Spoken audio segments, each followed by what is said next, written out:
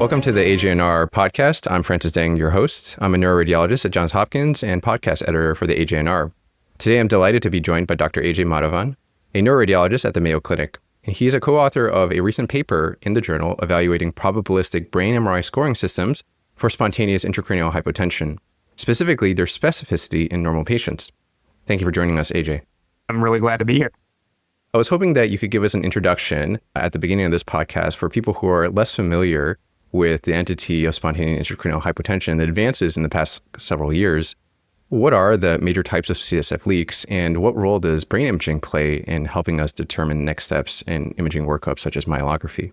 So, generally regarding the topic of spontaneous spinal CSF leaks, we really think about three main causes. So these include CSF venous fistulas, ventral dural tears, which are just physical holes in the front of the dura, and lateral dural tears. And in order to find most of these, you need some sort of advanced myelogram. And for those who are able to see this visually, I put just some examples at the bottom of this slide. So the left hand, this is a CSF venous fistula seen on a decubitus myelogram. In the middle here, this is a ventral dural tear seen on a prone myelogram. And then the last one here is a lateral dural tear seen on a decubitus digital subtraction myelogram. It's helpful to know when you want to pursue advanced myelography because not every patient needs this.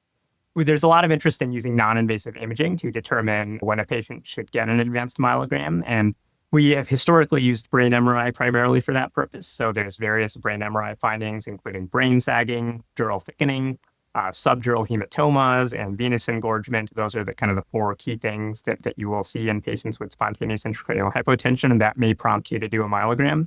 And there's fine MRI findings, too, that help us determine whether a patient has a spinal CSF leak. So, for example, if you see extradural CSF on their spine MRI, those patients usually have a dural tear. And patients with CSF venous fistulas may have a normal brain MRI, but many of them can have spinal meningeal diverticula. So one thing that came out several years ago that was really useful in helping us determine when we should go on to myelography is this thing called Bern score. So this was a scoring system that a really nice group in Bern, Switzerland came up with. And they just looked at patients who had spinal CSF leaks, specifically in this cohort of patients with dural tears. And they identified six main features that you would see in abnormal brain MRI findings that might prompt you to do a myelogram. So those included engorgement of the venous sinuses, pachymeningeal enhancement, subdural fluid collections, decreased size of the suprasellar cistern, decreased size of the prepontine cistern, and decreased mammalopontine distance. And so you could make those measurements, you could assign a score to those patients, and then that put them in these different probability categories of having a spinal CSF leak. And you can see that 0 to 2 points would be low probability, 3 to 4 is intermediate, and 5 to 9 is high probability. And these are just some illustrations from their paper kind of showing those different findings. I think that the main one is this image on the right. You can see how you make those different measurements, the suprasellar cistern, the mammalopontine distance, and the prepontine cistern. So we refined that a little bit and changed it in a group of patients with CSF venous fistulas. So this is called the Mayo score. So this is just a slight variation on that. You can see we have similar things that we give them points for. So dural enhancement specifically in the IACs, pituitary engorgement, non-Chiari cerebellar descent, so that the tonsils are low, but it's not due to a Chiari malformation, dural venous sinus engorgement, the cerebral aqueduct either being below the incisorial line, and then decreased suprasellar cistern. That similarly will put them into different probability categories. So I just want to summarize a couple of things. So in patients who are at suspicion for spontaneous intracranial hypotension, they undergo brain MRI, and these probabilistic scores are intended to determine the probability that somebody will have a CSF leak identified on spinal imaging, whether that's MRI or whether that's more advanced myelography. The papers that you're talking about, the Bern score was published by Dobrocki and colleagues in JAMA Neurology in 2019, and the Mayo score by Benson et al. Published in the AJNR in 2023. And these were essentially diagnostic case control studies, but it didn't include normal individuals without headache. There were individuals who had some suspicion for SIH, such as orthostatic headache. And I had noticed, even anecdotally, sometimes when reading studies and trying to apply these scores, the basal cistern measurements are a little bit difficult for me to be confident that I'm measuring it correctly, because I might be doing it on a T1 sagittal thick slice sequence. I'm measuring, a millimeter more or less based on how I feel. And as you mentioned, these measurement thresholds are sub-centimeter.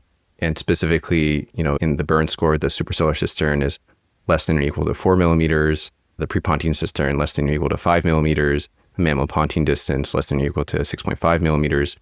And the other measurements in the Mayo score include suprasellar cistern less than or equal to 2.5 millimeters. I imagine it can have some inter-rater variability. And I've always wondered, do patients without headache fit these measurements sometimes? Yeah, that's exactly right. And that was the primary impetus for the study. What we were interested in this study was that anecdotally, we have found a lot of patients who, when we assign a burn score or make these measurements, they oftentimes get points for things that may not actually indicate a spinal CSF leak. So we've seen a lot of patients who don't clinically have evidence of spinal CSF leaks, but when you measure these different things, especially the suprasellar cistern, the prepontine cistern, and the mammalopontine distance, those measurements can be a little low. And if you think about it, these are sub-centimeter measurements. So it's very easy to get below a threshold when different folks are making these measurements.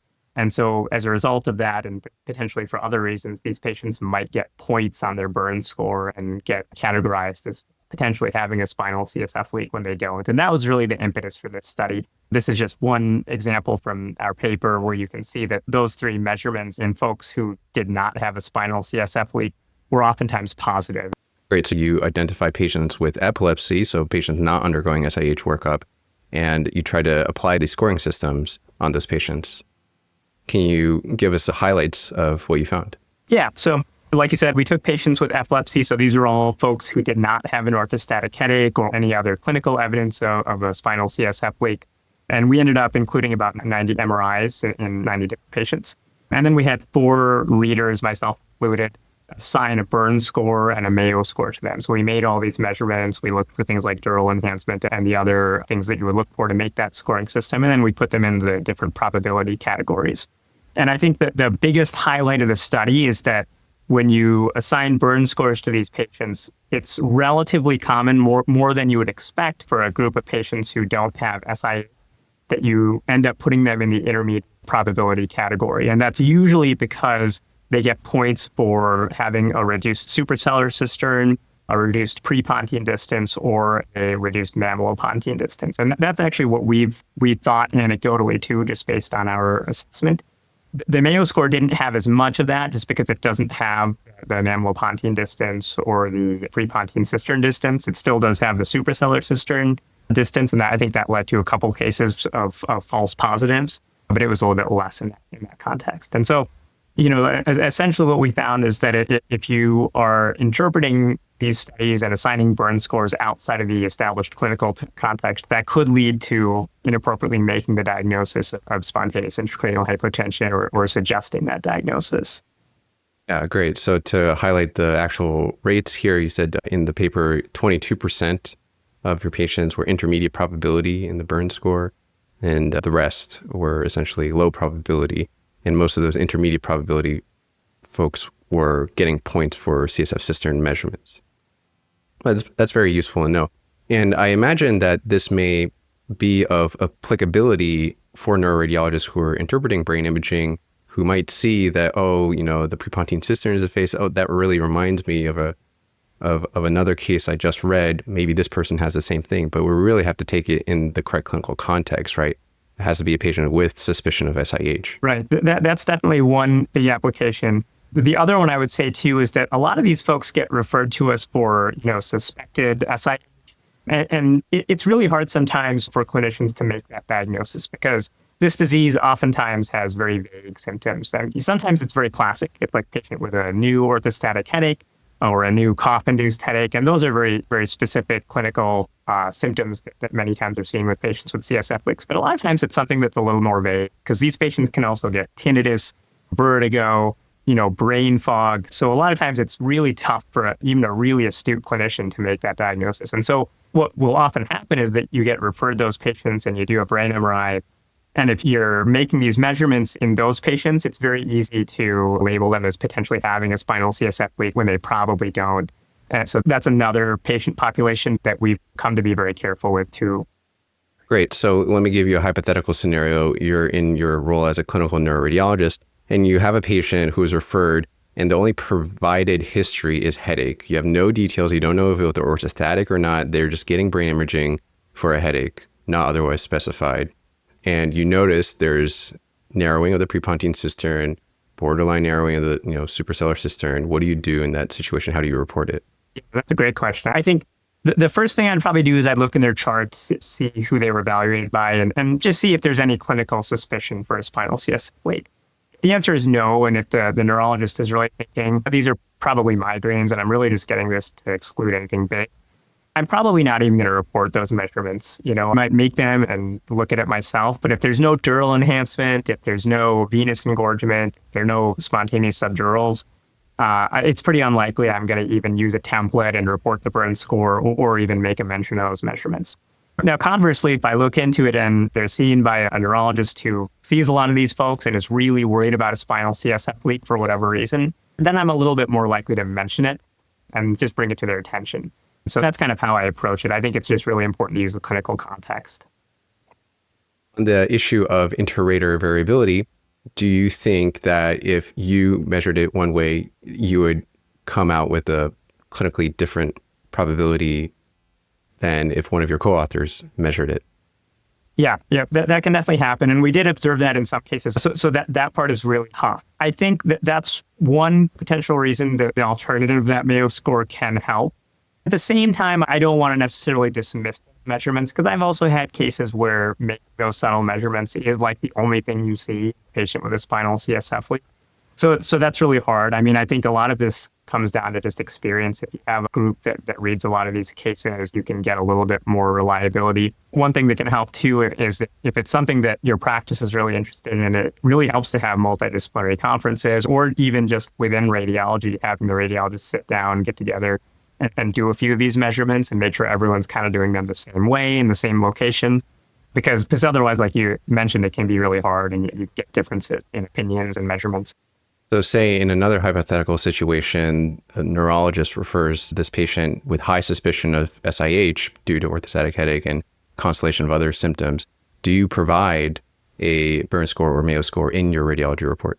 Yeah, in that context, I usually do, especially if it's somebody who I know sees a lot of these patients and they're really worried about it and they have a very legitimate reason for having that concern. In that case, I typically do. Sometimes I might even give them a call and just give them my degree of suspicion. And the other thing I would do in that context too, I would make sure that patient gets a spine MRI. One thing that's really useful is that if patients have dural tears, they almost always have extradural CSF on their spine MRI. And so if you can establish that, frankly, it doesn't matter what their brain MRI shows. Their brain MRI could be totally normal and they have a leak. The harder subgroup are the patients with CSF venous fistulas, because in those patients, they don't have any clear objective finding on their spine MRI that tells you that they're going to have a fistula. And that's where the brain MRI becomes more important. One thing that does help is that usually patients with CSF venous fistulas have meningeal diverticula on their spine MRI.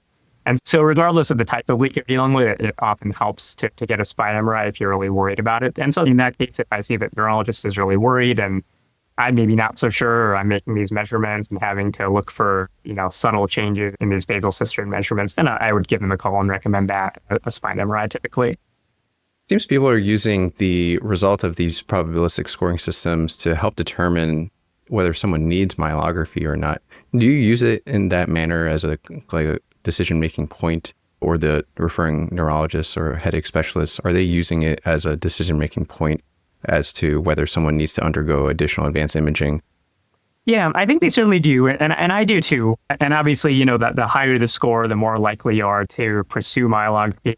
It ends up being really complex though, and we don't have all the answers yet, because the truth is there's some proportion of patients, particularly with CSF venous fistulas, but also with dural tears, who can have a largely normal brain MRI. And so you might even get a burn score of 0, 1, or 2, or something pretty low, and you still need to pursue myelography. So I think we're kind of not there yet. It would be nice if we had a system that incorporated not just the brain MRI findings, but also the degree of clinical suspicion in some objective fashion, and maybe even also the spine MRI findings. Like I said, meningeal diverticula, that might increase the odds that you'd find something on a myelogram. But to answer your question, I think we certainly do use the brain MRI findings, but there's a lot more to it.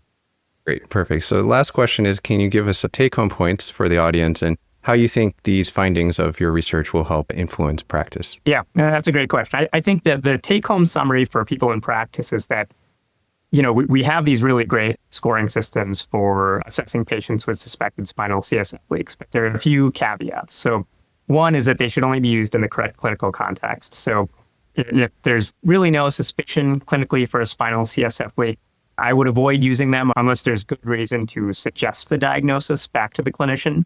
Because otherwise, what this study showed is you're probably going to end up with a reasonable proportion of patients who may be inappropriately put into, an intermediate burn score, and that might prompt someone to do a myelogram that the patient doesn't need.